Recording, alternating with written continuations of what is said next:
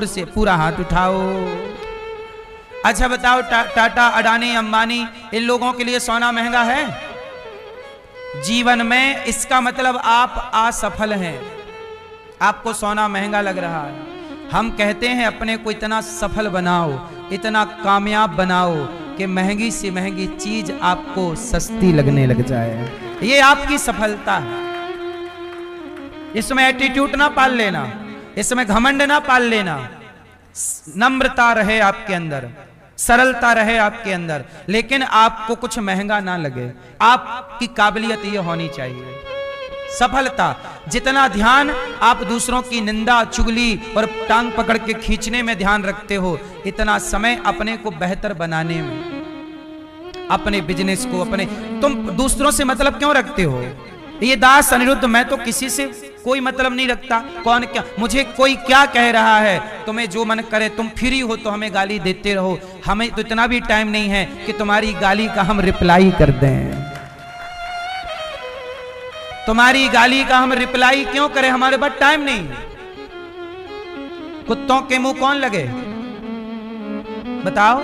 आप लोग के पास टाइम बहुत है तो एक एक घंटा आप लोग खाओ खाओ खाओ खाओ खाओ खाओ, एक एक घंटे आप लड़ते हैं। आपके पास टाइम बहुत है, आप अपने टाइम की बर्बादी बहुत करते हैं और फिर बाद में रोते हैं हम असफल हैं महाराज, हम काम नहीं कर पाए, हमें सफलता नहीं मिली। इच्छाएं बहुत हैं, सफलता नहीं। क्यों? क्योंकि आपके पास चुगली करने का टाइम है। हर सफल व्यक्ति को याद रखना, सफल व्यक्ति कभी चुगली नहीं करता किसी की। सफल व्यक्ति किसी के दोष नहीं देखता। सफल व्यक्ति कभी किसी के क्या नहीं देखता? हमें आपका दोष क्यों देखना है? हम आपके गुण को देखें, अच्छाई को देखें। और आपसे जैसे मधुमक्खी हर पुष्प से शहद चुरा लेती है, ऐसे समझदार व्यक्ति हर व्यक्ति की अच्छाई को चुरा लेता है, ग्रहण कर लेता है। इसकी अच्छाई मैं करूंगा, इसकी तरह इसकी अच्छाई मैं ग्रहण करूंगा, इसकी अच्छाई। और मूर्ख व्यक्ति, याद रखना, मक्खी दो तरह की होती है, एक मधुमक्खी और एक मलमक्खी। मलमक्खी मतलब जो मलमूत्र में जाके बैठती है। दोनों मक्खी हैं। एक मक्खी बैठती है आपके घाव में, बोलो हाँ, और एक मक्खी बैठती है पुष्प में। तो पुष्प में बैठने वाली मक्खी जब रस तैयार करती है तो उसके तैयार रस को भगवान को परोसा जाता है, शहद। जबकि दोनों मक्खी हैं, एक मलमूत्र में बैठती है और दूसरी पुष्प पर बैठी तो रस ग्रहण किया। आप कौन सी मक्खी बनना चाहोगे? दिन भर निंदा चुगली करोगे और बनोगे मधुमक्खी?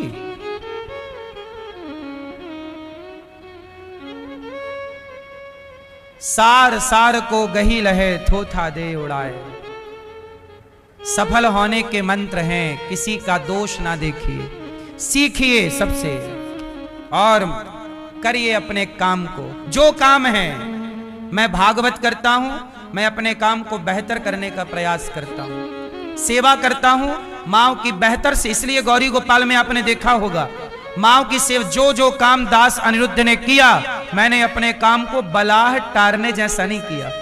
हर काम को प्रोफेशनल तरीके से, सही तरीके से माओ की सेवा करूंगा तो ठीक तरीके से, अच्छे से, समय पे दवाई, समय से उन्हें सब चीज, पूरी व्यवस्था।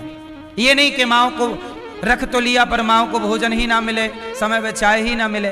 कई जगह आपने देखा होगा, वृद्धाश्रम कितने देखे होंगे आपने, पर उन वृद्धाश्रमों में देखो दुर्गंध आती रहती है, कोई ध्यान देने वाला नहीं है। बना तो लिया, सिस्टम बना लेना बड़ी बात नहीं है, उसे चलाना, रन करना, यही तो आपका गुण है, यही तो आपका टैलेंट, यही तो आपकी सफाई है काम की।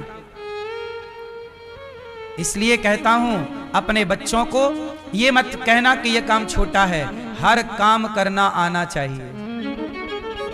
गुण सीखते रहो, अच्छी बातें ग्रहण करते रहो।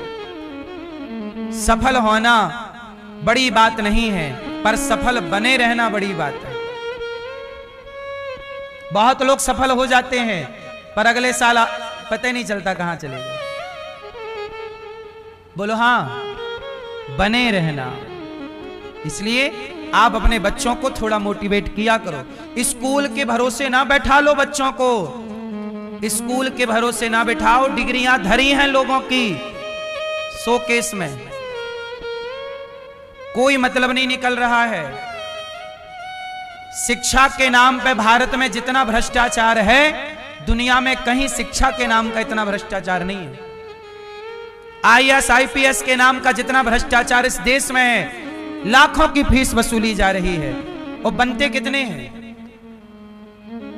सबको बनना है IAS IPS, लेकिन जितनी होड़ IPS IAS बनने की देश में है, इतनी होड़ बिजनेस व्यापारी बनने की हो तो देश कहां से कहां पहुंच जाए।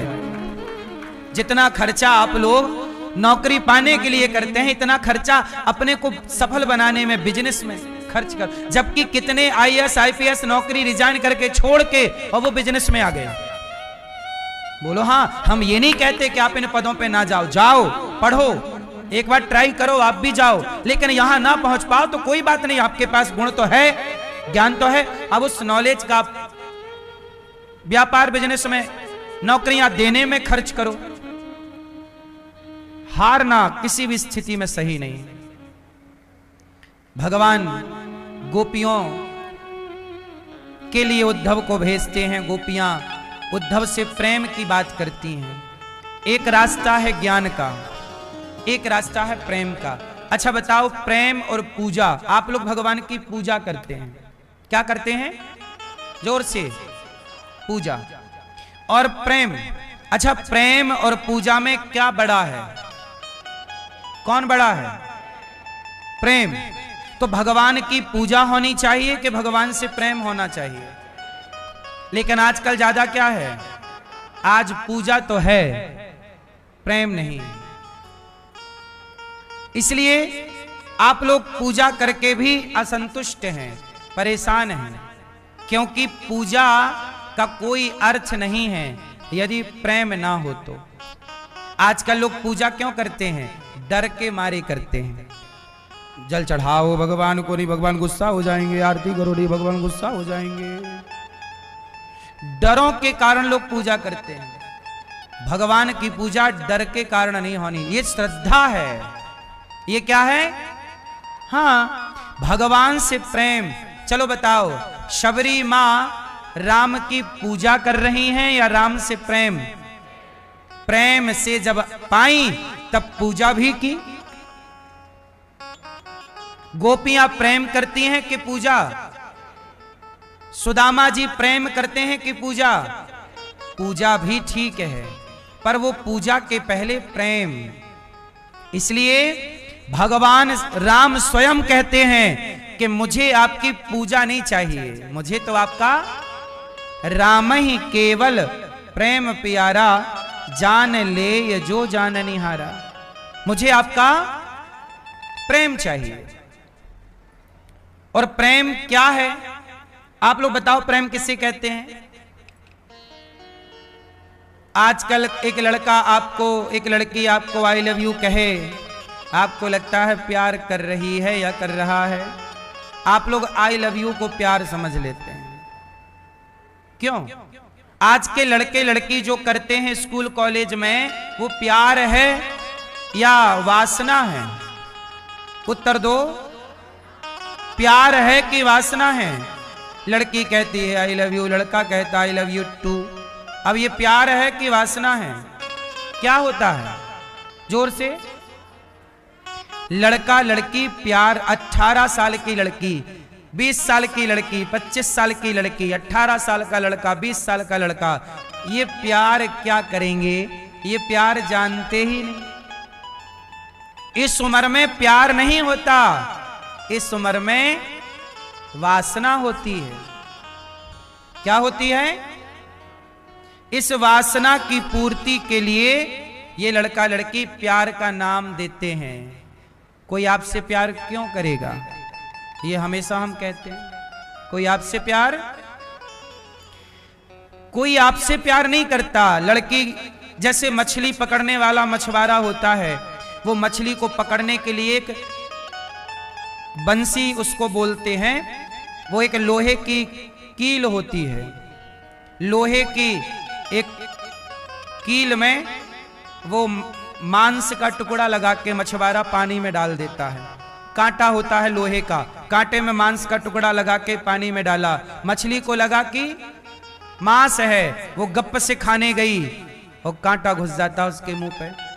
जैसे मछली पकड़ने वाला मछुआरा चतुराई से कांटे पे मांस का टुकड़ा लगाकर मछली पकड़ लेता है, ऐसे आज के जमाने में कुछ लव जिहादी लोग आई लव यू का टुकड़ा दे करके आपको अपने झूठे प्यार के जाल में फंसाकर और आपको बाजार में बेच देते हैं। इसी को लव जिहाद कहते हैं।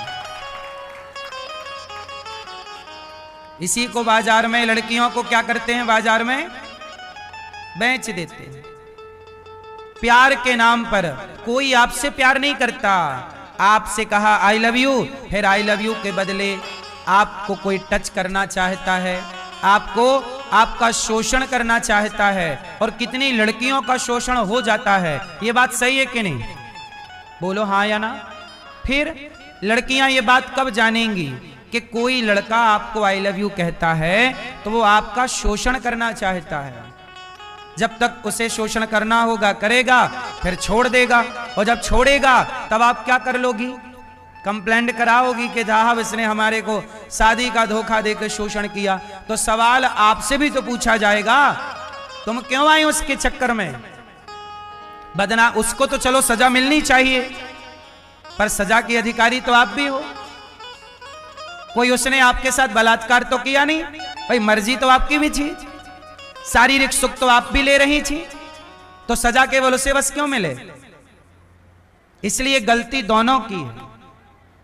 इसलिए बेटा कोई प्यार व्यार के चक्कर में ना पड़ना, समय पर विवाह करो, समय से अपनी गृहस्थी बसाओ, और जब तुम्हें किसी लड़की लड़के की जरूरत पड़ने लग जाए, लिव-इन की जरूरत पड़ने लग जाए, तो विवाह करके अपनी पत्नी और पति के साथ रहकर जीवन यापन करो, ताकि चरित्रवान बने रहो।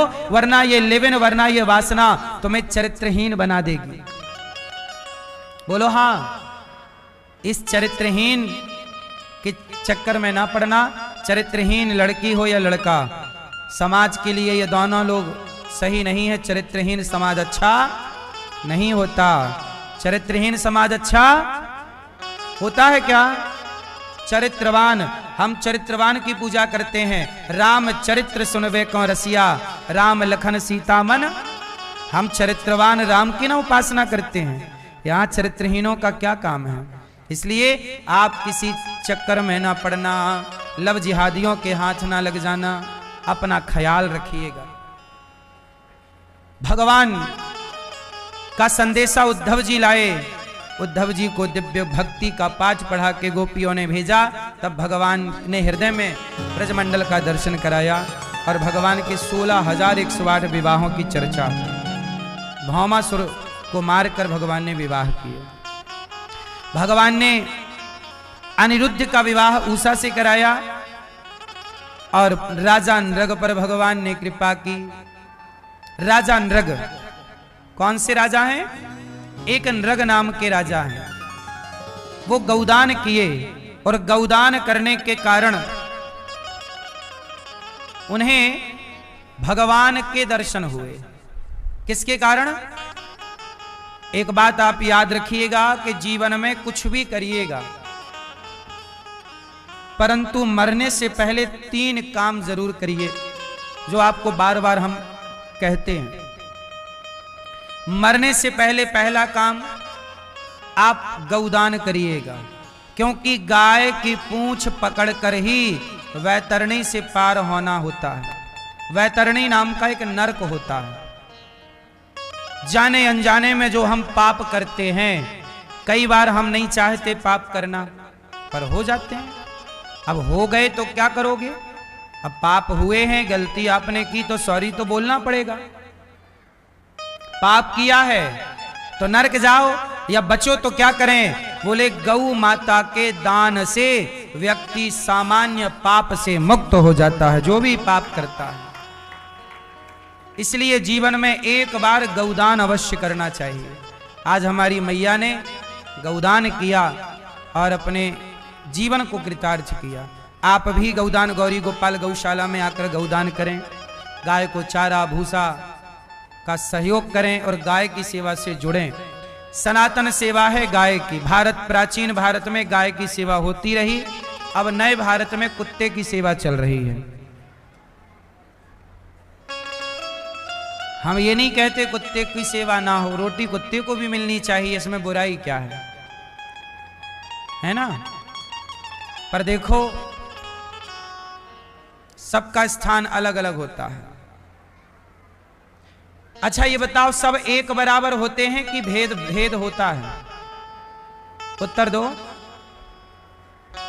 सब एक बराबर होते हैं कि भेद होता है? जोर से। अच्छा भेद रखना सही है कि नहीं?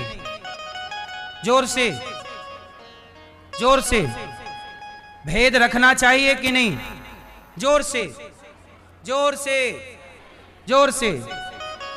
भेद नहीं रखना चाहिए तो फिर अपने पति में और पराये पति में भेद काहे रखती हो? अपनी पत्नी और पराई पत्नी में भेद क्यों? अरे भेद समाप्त हो जाएगा तो इंसान राक्षस हो जाएगा।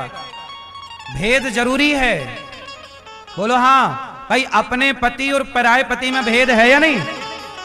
आवाज का नहीं महाराज, भेद मिटाओ, भेदभाव मिटाओ तो मिटाओ।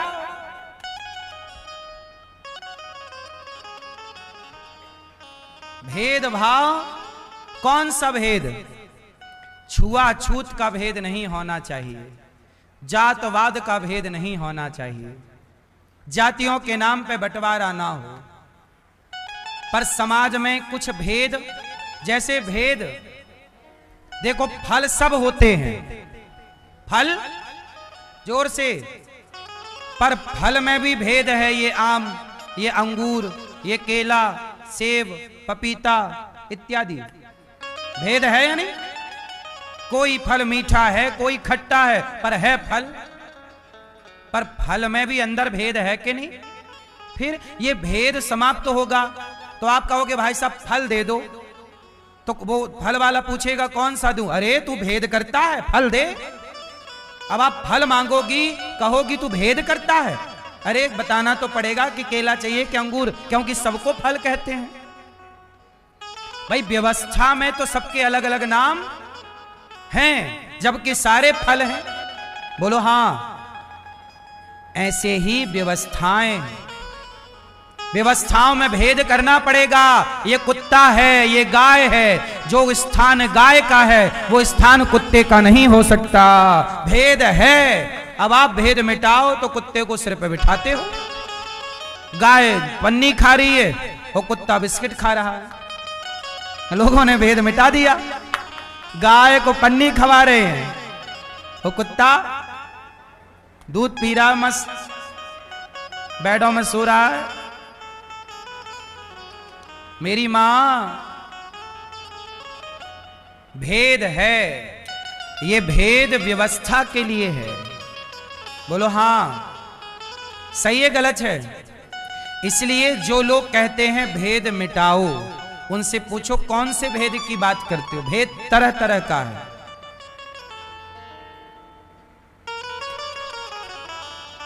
भेद मिटा दोगे तो व्यवस्था बनेगी कि बिगड़ जाएगी? जोर से। आप खुद भेद करती हो, अपने बेटे में और दूसरे बेटे में भेद करती हो कि नहीं? बोलो हाँ। फिर भेद मिटाओ।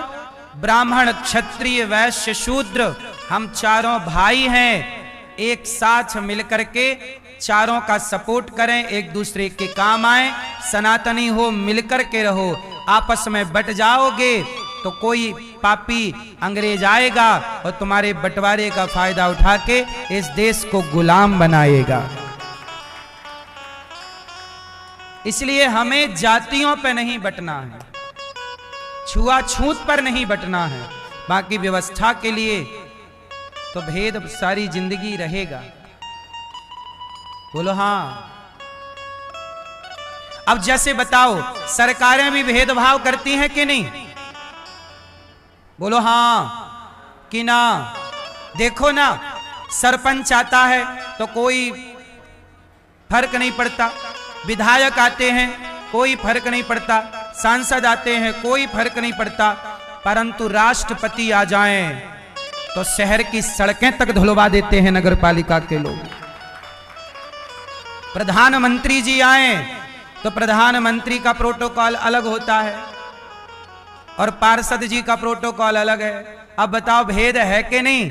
अब आप कहो जी भेद मिटाओ, तो फिर जो सरकार की व्यवस्था प्रधानमंत्री के लिए, वही व्यवस्था पार्षद के लिए भी तो हो, क्योंकि दोनों सरकारी हैं। बोलो हाँ। तो भेदभाव तो ऊपर भी है कि नहीं? और इसी भेदभाव को व्यवस्था कहते हैं। बोलो हाँ। अब जो व्यवस्था प्रधानमंत्री के आने से होती है, क्या वही व्यवस्था सरपंच के आने से हो सकती है? बोलो। प्रधानमंत्री आएंगे तो 2-4 हेलीकॉप्टर ऊपर से देखेंगे, नीचे कमांडो आके खड़े हो जाएंगे, पूरी फोर्स लग जाएगी। और विधायक सांसद आए, विधायक नेता लोग आए तो उनके लिए व्यवस्थाएं। बोलो। जबकि दोनों एक ही पद पे हैं लगभग। भाई मोदी जी भी तो सांसद ही हैं। उन सांसद जी का जैसा सत्कार है, अन्य सांसदों का ऐसा सत्कार। ये तो भेद हुआ कि नहीं? लेकिन ये भेद नहीं है, एक व्यवस्था है। सबका व्यवहार एक सा, सबके लिए एक सा व्यवहार नहीं कर सकते। आप ही नहीं कर सकती। कर सकती हो तो मिटाओ भेद। जो व्यवहार अपनी मां के साथ है, वही व्यवहार सास के साथ क्यों नहीं होता? यदि मिटा दो तो झगड़ा ही खत्म हो जाए। जो व्यवहार अपनी बेटी के साथ है, वो बहू के साथ क्यों नहीं होता? हो जाए तो झगड़ा ही समाप्त। इसी बात का तो झगड़ा है कि बेटी और बहू के साथ अलग अलग व्यवहार है, मां के साथ और सास के साथ अलग अलग व्यवहार है। ये भेद मिटा लो तो आपका घर स्वर्ग हो जाए। जहां मिटाना चाहिए वहां भेद जरूर मिटाना चाहिए। बोलो हाँ। इसलिए मेरी मां, गाय और कुत्ते से मैंने ये बात स्टार्ट की। गाय और कुत्ता आप लोग कहते हैं सारे जानवर हैं, एक होना नहीं। गाय माता है, इसलिए गाय का स्थान सबसे। इसलिए गाय के बैल, मतलब गाय का बेटा नंदी, शंकर जी के मंदिर में कुत्ता नहीं है, शंकर जी के मंदिर में नंदी है, बैल है। शिव ने स्थान दिया है अपने आगे, शिव ने स्थान दिया है अपने। हाँ, इसलिए कुत्ते को कुत्ता रहने दो, गाय को गाय। भेद है या नहीं? भेद मिटाना चाहिए कि नहीं? मिटाना चाहिए। मैया क्या बोलती तू? मिटाओ तो अपनी सास और मां को एक समझती हो? नहीं समझती हूं मैया महाराज, पर मिटाना चाहती हूं, पर मैं नहीं समझूंगी भेद। मैं तो सास को सास और मां को मां, मां को रोज बात करूंगी खाई कि नहीं, और सास से एक बार भी नहीं पूछूंगी बुढ़िया तू मरती रह। मैं बात पूरी करूंगी भेद मिटाओ, पर मिटाने का प्रयास बिल्कुल नहीं करूंगी। इसी चक्कर में तो नाश है। बातें बस करा लो, मिटाएंगे नहीं। बोलो हाँ। तो गाय का दान, पहला काम करना मरने से पहले गौदान, दूसरा काम मरने से पहले अन्नदान। क्योंकि जब आप मरोगे तो मरने के ठीक 13वें दिन आपके नाम का अन्नदान होगा, जिसे आप 13वीं कहते हैं। क्या होगा? तो मरने के बाद आप अन्नदान, आपके बेटा करे ना करे, आप जीते जी अन्नदान करके जाइएगा, ताकि बच्चे करें ना करें, आप पुण्य अपना करो। हम तो कहते हैं अपनी 13वीं करके मरो। सब कर लो अपना पुण्य का काम, आखिरी में केवल मरना रह जाए बिंदास।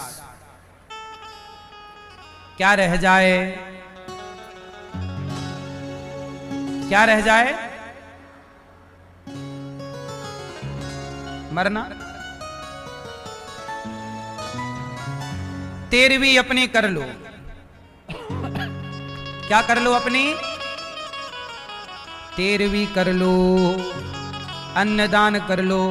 पहला गौदान, दूसरा अन्नदान। इसलिए गौरी गोपाल गौशाला में आप गौदान जरूर कर सकते हैं। और अन्नदान, संत 1000 संत यहाँ भोजन करते हैं, हजारों संतों को भोजन मिलता है। जीते जी खूब अन्न भोजन दान करो, संतों को खिलाओ। गौरी गोपाल आश्रम में एक दिन का संतों का भोजन कराना चाहें अवश्य कराएं। एक दिन का संपूर्ण सहयोग आप करें कि आज दाल चावल सब्जी रोटी खीर पूड़ी हमारी तरफ से बनेगी, और हजारों संत जो फुटपाथ पर सोने वाले खाते हैं हमारी ओर से खाएंगे। एक दिन की सेवा आप, यहाँ रसोई चलती है, 30,000 लोग भोजन करते हैं। बड़े बड़े संत लोग यहाँ दर्शन करने आते हैं यहाँ की रसोई का।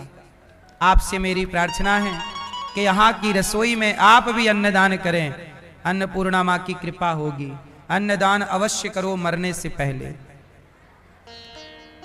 और जीवन में तीसरा काम भागवत सुनना।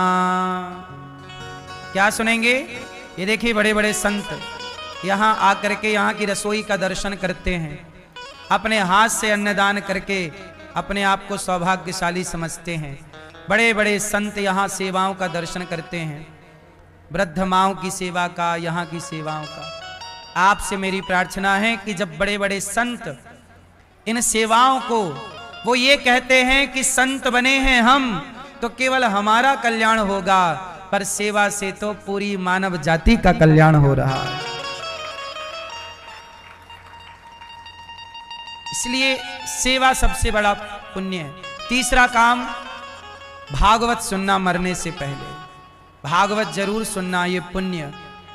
अभी 11 अप्रैल से भागवत जी के पोथी पाठ होंगे।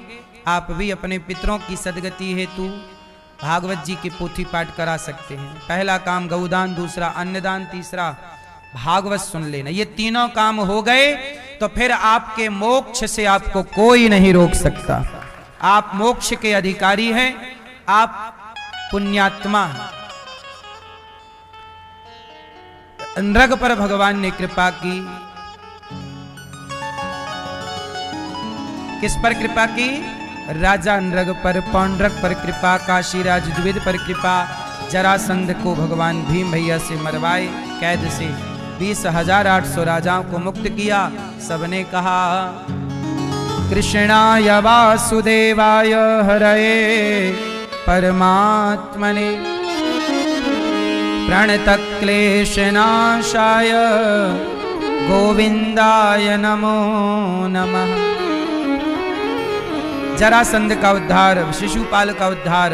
धर्मराज युधिष्ठिर ने यज्ञ किया और उस यज्ञ में भगवान पत्तल उठाने की सेवा करते हैं। आप खाके जो पत्तल नहीं रह जाती, भगवान पत्तल उठाते हैं खाए हुए भक्तों की। भगवान कोई काम छोटा नहीं मानते। सेवा सबसे बड़ा काम है। झाड़ू लगाना, आप लोग जैसे मैं आपसे कहूं कि चलो यहां झाड़ू लगाओ, आप कहोगे महाराज हम इतने बड़े घर की बहू हैं, इतने बड़े हमारे घर 10 नौकर हैं, और आप बताइए झाड़ू लगवा रहे हैं, बताइए। तो आपको कई बार बुरा लगता है हम ये छोटा काम करें। आपसे हम कह दें कि चलो जरा थालियां धो लो भक्तों के खाने की, आप कहोगे क्या हमारी तौहीन कर रहे हैं। लेकिन भगवान भक्तों के पत्तल उठाते हैं। आपकी गलती ये हो गई कि आपने अपने को बड़ा समझ लिया, और जो बड़ा समझ ले वो बड़ा नहीं होता। जो हर छोटे काम को बड़ी चतुराई से, बड़े ईमानदारी से करे, वही ना बड़ा होता है। ये दास अनिरुद्ध, मैं सारे काम जो करने योग्य हैं सारे काम करता हूं। मैं थालियां भी धुल लेता हूं, झाड़ू भी लगा लेता हूं, भोजन भी बना लेता हूं, सारा काम कर लेते हैं हम।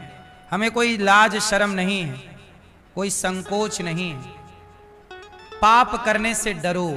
लाज आए तो किसी बहन बेटी को गलत नजर से देखने में तुम्हें शर्म आनी चाहिए। किसी बहन बेटी को गलत दृष्टि से देखने में क्या आनी चाहिए? शर्म, लाज आनी चाहिए। दारू पीने में शर्म आनी चाहिए, सिगरेट पीने में लाज आनी चाहिए, जुआ खेलने में शर्म आनी चाहिए, सेवा करने में शर्म थोड़ी आनी चाहिए। लेकिन आजकल लोगों को, अब जैसे आज के लड़के अपने माता के पांव तक नहीं छूते, बोलो हाँ। सिर रखने का, प्रणाम करने की परंपरा नष्ट हो गई, अब तो घुटने को छू लेते हैं। पहले का बेटा अपनी माँ के पांव दबाता था, आज का जो बेटा है वो कहां पांव दबा रहा है। पांव दबाने के संस्कार नष्ट हो गए। कैसे जुड़े रहेंगे ये चरण से, आपने सिखाया ही नहीं। इसलिए ये दास अनिरुद्ध, हम तो माओ के आज भी चरण दबाते हैं। आपकी नजर में पांव दबाना छोटा काम है, पर नहीं साहब, लक्ष्मी जी नारायण के पांव दबाती हैं। चरणों में भगवान का वास होता है, इसलिए चरण ही छुए जाते हैं। चरण को पकड़ने वाला बड़ा होता है, इसलिए चरण छुओ। माता के, पिता के, महापुरुषों के सेवा करो, हर प्रकार की सेवा करो आप। शिशुपाल गाली देते, पर भगवान गाली का उत्तर ना देकर दंतवक्र शाल्व का उद्धार करते। भगवान देखो, ये नहीं देखते कि आप गरीब हो कि अमीर हो, आपका भाव कैसा है। सुदामा जी कितने गरीब हैं, खाने को रोटी नहीं है, और जब सुदामा जी 4 मुट्ठी चावल लेकर के चले तो सुदामा जी को पता नहीं था कि कृष्ण हमें पहचानेंगे कि नहीं, पर चल पड़े। सुदामा जब द्वारिका गए, लोगों से पूछा कि भैया कृष्ण कहाँ हैं, बताया कि वो राजा हैं और सिंहासन पर हैं, स्वधर्मा नाम की सभा में बैठे। सुदामा जी चले, लोगों ने कहा कौन हो, मैं सुदामा हूं, क्यों आए हो, कृष्ण का मित्र हूं। लोग मजाक उड़ाने लग गए, अरे भीख मांगने का नया तरीका तुमने ढूंढा है, क्या तुमसे मित्रता हो सकती है, वो राजा हैं, तुम गरीब हो, कपड़े भी फटे हैं तुम्हारे, क्या तुम्हारी बराबरी, क्या तुम्हारी औकात है। सुदामा जी को मन में लगा बात तो सही है, वो बचपन के मित्र हैं, आज थोड़ी पहचानेंगे, लेकिन आ ही गया हूं तो चलूं। और जब सुदामा जी ने द्वारपाल को कहा, और द्वारपाल ने जब सूचना दी कि प्रभु आपके बचपन का कोई मित्र आया है, अपना नाम सुदामा बता रहा है, और जैसे ही सुना दौड़ पड़े द्वारिकाधीश, सुदामा, मित्र सुदामा, दौड़ पड़े और दौड़ करके अपने मित्र सुदामा को प्रभु ने गले से लगा लिया। और जब सुदामा को गले लगाया तो हम जैसे भिखारियों का भी बल बढ़ गया कि सुदामा जैसे गरीब को प्रभु पहचानते हैं तो हमें भी भूलेंगे नहीं, हमें भी पहचानेंगे जरूर, आपको भी पहचानेंगे। भगवान की नजर में अमीरी गरीबी नहीं, बड़ा छोटा नहीं, ऊंच नीच नहीं। यहां संसार के लोगों की नजर में बड़ा छोटा, ऊंच नीच, हिंदू मुस्लिम। आज इंसान बटा हुआ है, आज बताओ इंसान का दुश्मन इंसान ही है कि नहीं, बोलो हाँ। हिंदू तरह का इंसान अलग सोचता है, मुसलमान तरह का इंसान अलग सोचता है, जबकि दोनों ईश्वर के बनाए हैं, दोनों की रचना एक सी है, पर धरती पे आते ही दोनों के विचार अलग अलग हैं। और ऐसे विचार हैं कि दोनों, हिंदू तो किसी मुसलमान को अपना दुश्मन नहीं मानता, पर मुसलमान हिंदुओं को काफिर कह के अपना दुश्मन मानते हैं। मुसलमान अपने पास किसी हिंदू को देख नहीं सकता। मैं बार बार कह चुका हूं कि 100 मुसलमानों के बीच में एक हिंदू कभी नहीं रह सकता, पर 100 हिंदुओं के बीच में एक मुसलमान सदा रह सकता है। हिंदू अलग विचारधारा है, हिंदू किसी को परेशान करने की विचारधारा नहीं, जबकि मुसलमानों की विचारधारा हिंदुओं से नफरत की विचारधारा। जबकि ईश्वर ने एक सा बनाया है, हमारे अंदर सबके लिए दया है, पर मुसलमानों के अंदर दया भरना शायद भगवान भूल गए, या भूल ना गए होंगे, भरी होगी, पर वो अपनी दया को यहां समाप्त कर देते हैं। अभी आपने देखा ना कि दिल्ली में एक तरुण नाम के लड़के ने, जरा सा उसकी बच्ची ने पानी के कुछ बूंद किसी मुसलमान महिला के ऊपर चले गए। होली के टाइम की घटना, उसको घर में घुस के मार ही डाला, क्योंकि तूने 4 पानी की बूंद मेरे ऊपर क्यों डाल दी, पानी के छींटे।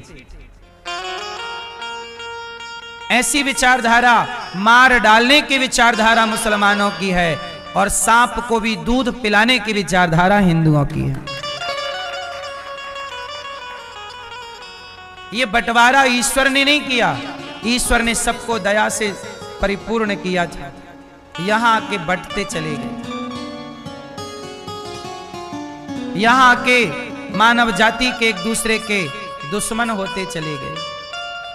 ईश्वर भी देखकर हंस ना रहे होंगे। सुदामा जैसे गरीब को प्रभु ने अपनाया। रस खान, हमारे सनातन में कथा है कि एक रस खान मुसलमान थे, उन्होंने प्रभु की भक्ति की तो बिहारी जी ने रस खान को भी दर्शन दिया। रस खान को दिए तो भगवान कहते हैं जो मुझे भजेगा जिस भाव से, मैं थोड़ी कोई दुश्मन मानता हूं। सुदामा को आसन पर बिठाए, चरणों को नेत्रों के जल से धोए। इतना प्रेम, इतना प्रेम। संसार के रिश्ते स्वार्थी हैं, इसलिए हम कहते हैं संसार से इतने रिश्ते बनाते हो तो एक रिश्ता भगवान से भी बना के रखो। सुदामा जी ने बना लिया, मेरा मित्र है। आप भी बनाओ, मेरे माता हैं, मेरे पिता हैं भगवान। त्वमेव माता च पिता। कोई एक संबंध भगवान से जोड़ लो और निभाओ उस रिश्ते को, ईमानदार रहो उस रिश्ते के प्रति। सुदामा मित्र का रिश्ता लेकर आए हैं। सुदामा को कहा कन्हैया ने, मित्र भाभी ने क्या भेजा है? 4 मुट्ठी चिवड़ा लाए थे, चावल छिपाने लगे पोटरी, छीन ली प्रभु ने। खोला, क्या है? ये भाभी ने भेजा है। ये भगवान ने पोटरी खोली तो 4 घर के 4 मुट्ठी चिवड़ा। चिवड़ा मतलब पोहा। लोग पोहा नहीं समझते तो चावल बोल दिया जाता है। 4 घर के 4 मुट्ठी चावल लेकर सुदामा जी आए हैं। पत्नी ने भेजा और भगवान ने कहा, मित्र बहुत अच्छा लाए हो, लाओ। पोटरी खोली और 1 मुट्ठी चावल भरे और भगवान खा गए, दर दर दर दर दर दर खा गए चावल। वाह मित्र, बहुत स्वाद है, बहुत अच्छे चावल हैं। और दूसरी मुट्ठी खाने लग गए तो रुक्मणी जी ने हाथ पकड़ लिया, प्रभु सारा खा जाओगे, कुछ हमारे लिए? अच्छा ये लो, पूरा तुम ले लो। रुक्मणी जी को दे दिया। विश्वकर्मा को बुलाया, विश्वकर्मा जी यहाँ। जी प्रभु आज्ञा।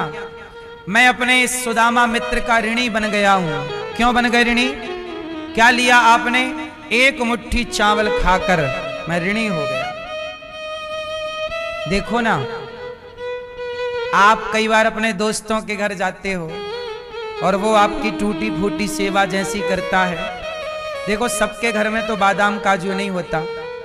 कई लोग आपको अपने अपने हिसाब से खिलाते पिलाते हैं, तो आपसे, आपको प्रेम से कोई कुछ खिलाया करे तो खा लिया करे,